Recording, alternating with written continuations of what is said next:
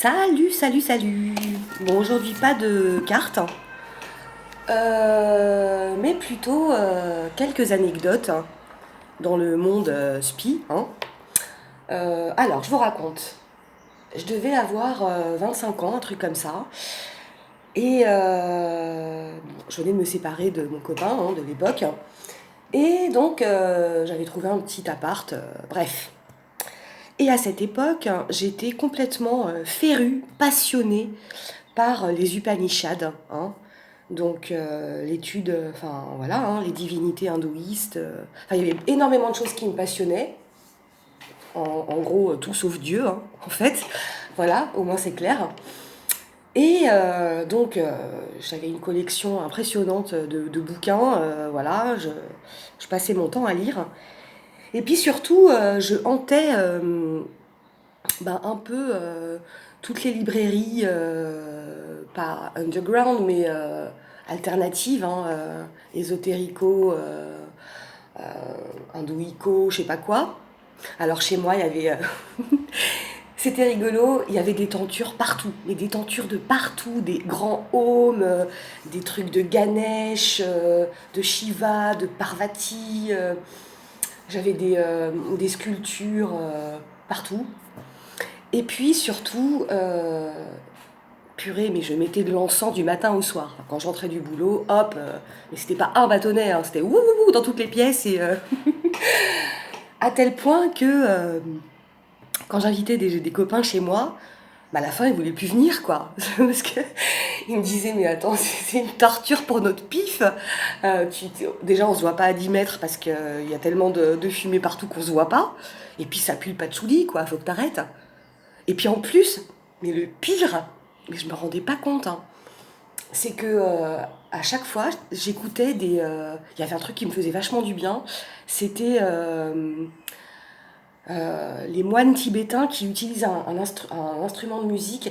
Et j'ai perdu le terme. Je viens de perdre le terme. Je l'avais là, je l'ai plus. Vous savez, ces espèces de grands tubes.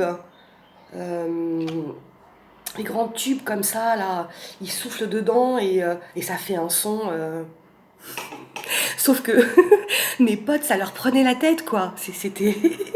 ils, ils étaient pas dans le même trip que moi et moi, je m'éclatais, quoi. J'étais complètement dedans et. Bon, bref.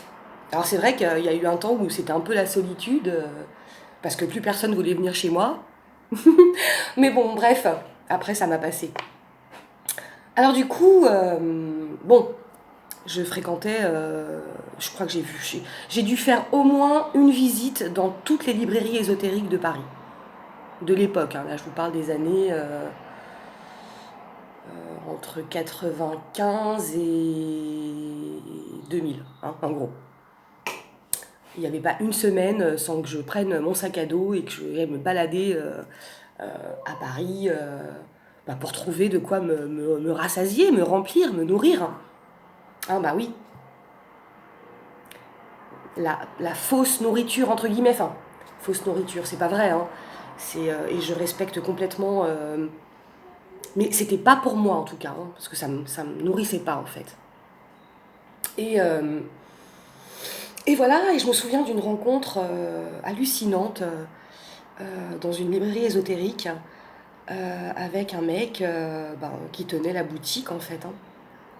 Donc il était habillé avec une. Vous savez, comme Demis Roussos dans sa grande période, quand je t'aime, tout ça là. Donc il avait il avait une grande robe hein, comme ça, avec des colliers qui lui descendaient jusqu'au nombril.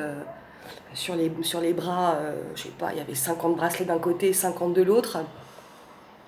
Il avait les cheveux hyper longs, mais vraiment des Miss Rousseau, hein, mais en blond. Et, euh, et des yeux, waouh, un regard ultra puissant, quoi. Enfin, Et en fait, ce mec-là, il m'a mis grave mal à l'aise, hein. J'avais l'impression qu'il lisait à l'intérieur de moi, quoi. Et il m'a dit des trucs. il voyait hein, que je restais un peu longtemps sans rien acheter en plus, parce que je me calais dans un coin, je prenais un bouquin, genre, je sais pas, dans n'importe quoi. Oui, parce que Upanishad, période, mais je lisais plein d'autres trucs à côté, hein, Alan Kardec, euh, Rudolf Steiner, enfin, beaucoup de trucs. Bon, et donc voilà, je me cale entre deux rayons en scred, hein, et je commence un bouquin, puis c'était tellement fascinant que bah, les heures passent. Hein. Puis visiblement, c'était la fermeture, et moi je me suis pas du tout rendu compte que j'ai passé genre l'après-midi à bouquiner en fait. Et puis il me restait, je sais pas, peut-être 4 5 pages, hein, et il arrive, bon déjà il était pas content quoi. Bon, vous l'achetez ou pas le bouquin? Bah attends, non, il me reste 5 pages à lire, je vais pas l'acheter ton truc. Peut-être un autre, mais pas celui-là, je le termine d'abord. Bon, il voulait pas, donc il m'a forcé à reposer le bouquin dans le rayon. J'étais dégoûtée, hein. Super frustrée, bon. Et, euh, et voilà, et puis donc, eh ben, il m'a sorti 2 3 trucs sur moi, mais comme ça, hein. Alors, je vais pas vous les dire ici parce que c'était du costaud, c'était du lourd, hein. Mais moi, j'étais en état de liquéfaction, quoi. Oh, c'est quoi ce mec comment il fait et tout. Et j'ai appris bien plus tard, que ce mec-là, en fait, il n'avait pas qu'une boutique ésotérique, hein, il était également magnétiseur, hein, énergéticien, et qu'en fait, il a pourri la vie de tas de gens. Pourquoi? Ben, parce qu'il travaillait pas du bon côté de la force, hein. Il travaillait pas du tout du côté de Dieu.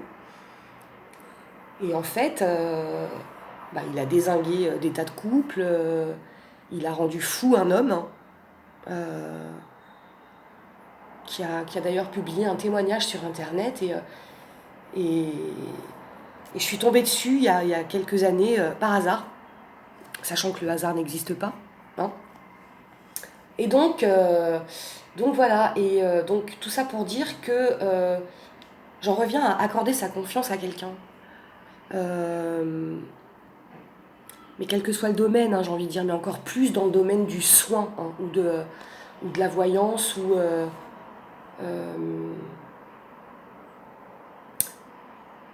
c'est quand même hyper complexe. Hein.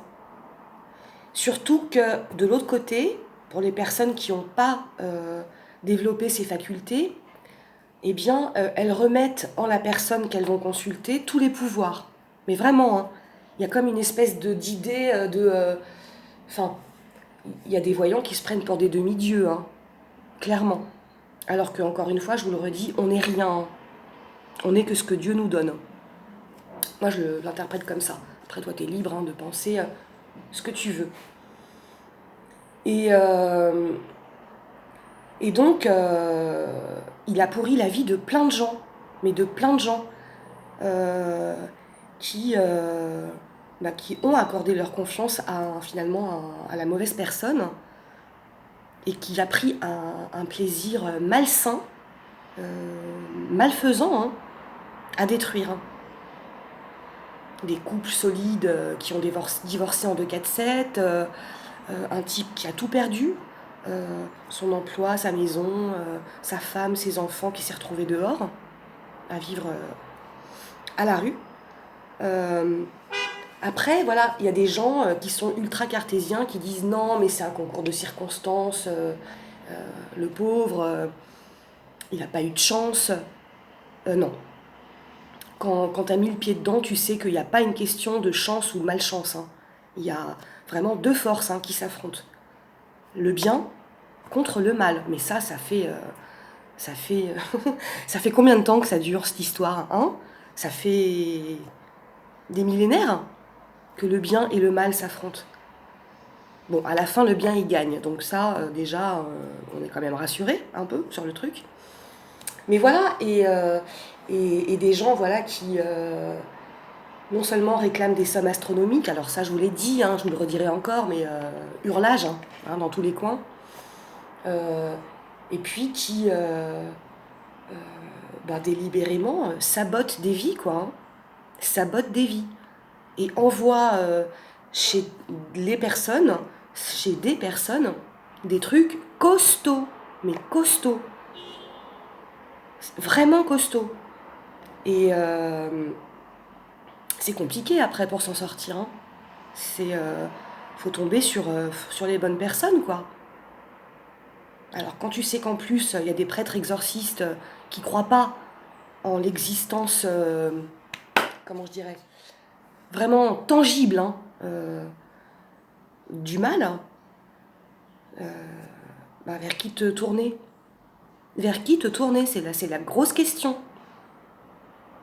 Et comme sur Internet, il y a une foultitude de personnes qui, qui te disent que contre 600 euros, elles vont te désenvoûter ou je ne sais quoi, bah les gens, ils se ruent dedans, hein.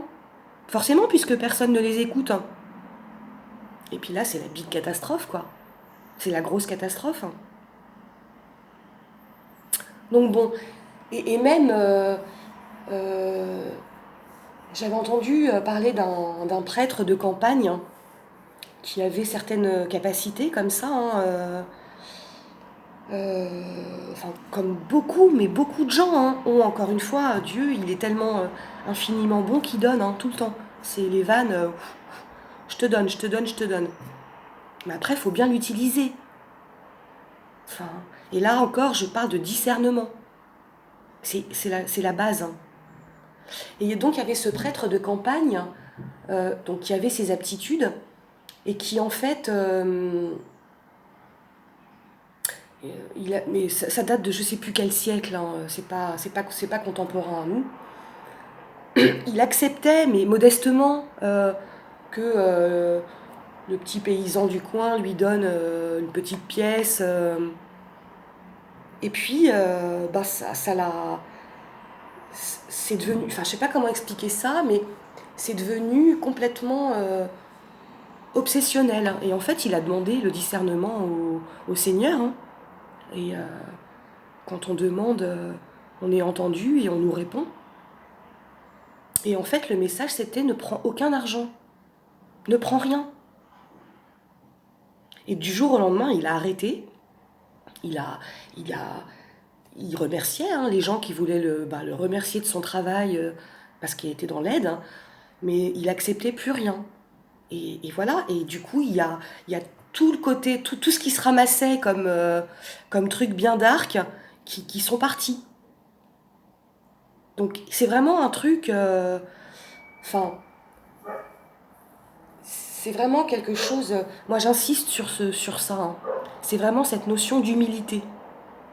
Mais est-ce qu'on a un jour vraiment la totale humilité? J'en sais rien. Non, non, sûrement pas. On n'est que des humains, hein, avec une palanquée de défauts. Mais je crois que déjà la base de pas. Euh, surtout pour les gens qui ont un travail à côté, quoi. Là, je parle de personnes qui ont un boulot comme moi, hein, et qui n'ont pas besoin d'avoir un revenu, enfin, qui vivent de ce qu'elles ont en fait, hein. Pourquoi moi je vois des gens sur internet, ils ont des métiers d'ingénieur, machin, tout ça, ils ont des capacités, c'est indéniable, mais ils demandent des sommes astronomiques et je trouve ça honteux. C'est de la merde, comme aurait dit Jean-Pierre Coff. Bon voilà, c'est peut-être un peu décousu, mais j'avais super envie de vous partager ce truc, parce que tout à l'heure, je me baladais et j'ai revu cette image de mon appart qui était complètement enfumé d'encens. En plus, c'était pas le même encens, hein, c'était alors, dans une pièce, il y avait, je sais pas, il y avait de la sauge, dans l'autre, c'était du patchouli, dans l'autre, c'était je sais plus quoi, et du coup, ça faisait un doubi-boulga horrible au niveau nasal, quoi. Bref, hein. Bon, et ben à bientôt. Salut!